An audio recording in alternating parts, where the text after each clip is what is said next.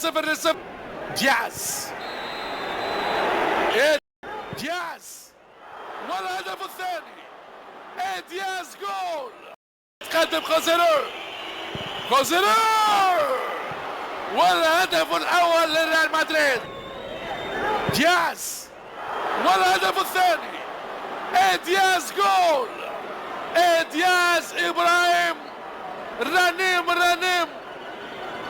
وانهيار لفريق ارنتينا. نهاية المباراة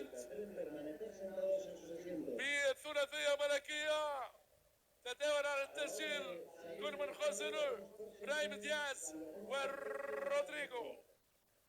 يوزع والهدف التاريخي، الهدف التاريخي.